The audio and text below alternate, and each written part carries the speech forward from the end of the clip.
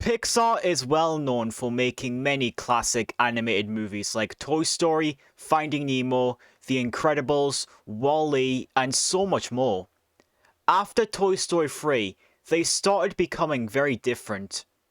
I was worried that Pixar films after Toy Story 3 would be straight inferior to their classic animated films. So then I gave Inside Out a watch during my Pixar movie marathon. And wow, it far exceeded my expectations. This is one of those modern day Pixar movies that for me is a top 5 Pixar movie and even rivals some of the original Pixar movies like Toy Story 2, Slash 3, and The Incredibles. So what makes this glittering film so special in the animated film industry? How did Pixar achieve such success? And what can we learn from this movie experience? Here's my movie review on Inside Out. My mind will be doing all the talking here, so let's just jump straight into it.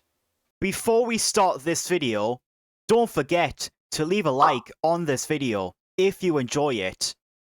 And don't forget to subscribe, as well as hitting the bell icon to see more content.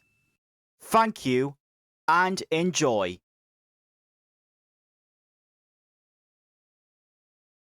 First things first, the glittering animation is of course great to look at, but also matches well with how the film is presented. The bright and colourful palettes really capture the mind of Riley and the whole thought process going on in her head. The real world has a normal down-to-earth-like approach, helping to match with what this movie is going for its approach. This movie also has one of the most creative ideas for an original Pixar movie. This creative concept being of a human's mind and how their subjects work. This also coming with evolutionary adaptiveness and how different types of emotions can be active to the fight or flight mechanism. This helps us show how the different types of emotions help inside all of us truly be like what we are. I think this is a strong concept and possibly when Pixar was at their most creative point. Inside Out also shows how the subject of matter really works, especially its strong tackling for a kids movie. And yes, it's aimed towards that type of group, but it actually has its adult-like moments here and there as well. As for example, depression is explored strongly through the film's plot, and a lot of the time it gets pretty complex, but also quite serious at times. That is a perfect example of how Pixar can help engage people of all ages, whilst not letting go of their signature charm. Just like any other Pixar movie, the themes and messages this movie delivers are potent, but also probably one of the standouts for this movie overall. The themes being nostalgia and us realizing that past really is the past, and the messages being that happiness simply cannot just own a person or control us, as every other emotion makes up our mind and they all each serve a purpose. Every character portrayed in this movie are all lovable. You have characters like joy, sadness, disgust, fear, anger, Bing Bong, and Riley. Thanks to the stellar work of the talented cast, each character of the film are very likable and have plenty of chemistry, with joy and sadness being the best example. Bing Bong was also a very engaging character, and the way they did his story arc through the film was pretty genius. Also, the music score by Michael Giacchino again is amazing. He's mostly known for his jazz-like style, like in The Incredibles. But this time, it sounds very heartwarming and more mature. A lot of it really matches the film in many circumstances. And there's even the Triple Dang Gum jingle, being both funny and catchy to listen to, and just funny seeing it get annoying to anger. Pete Docter's direction again is very amazing, coming back with another Pixar movie.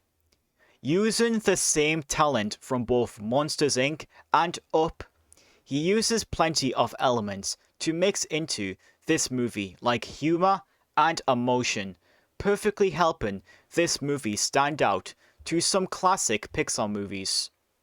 That's how you truly bring a modern day Pixar movie to life. If anyone can do it, it's Pete Docter. It also helps keep you engaged through the film instead of it being a slogfest. Finally, for a movie that focuses a lot on emotions and tackling its challenges, it very much becomes an emotionally touching experience. In fact, there's plenty of it. Bing Bong's sacrifice to save joy and sadness saving Riley from running away, both being very emotional and touching moments. What more needs to be said? It truly can become a sad movie, especially since its main point of being a film is focusing on emotions, which can make a tear or two roll down your face.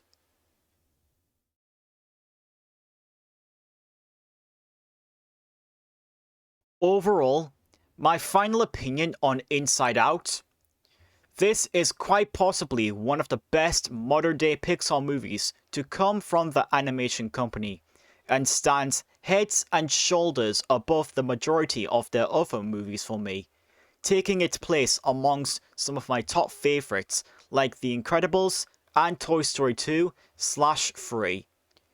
This is just further proof that Pixar can deliver even an original/charming animated movie if they play their cards right.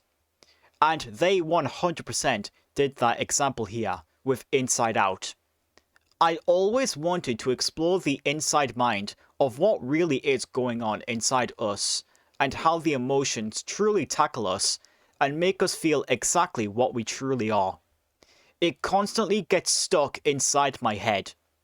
But all in all, Inside Out is one of the best Pixar movies to come from this genre, and deserves all the recognition it truly earns. What is your opinion on Inside Out?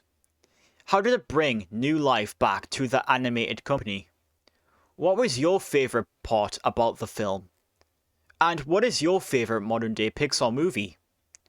Let me know in the comment section below, and also don't forget to leave a like on this video if you enjoyed it, and subscribe to my channel if you are new, and hit that bell icon to see more content on my channel. Thanks for watching.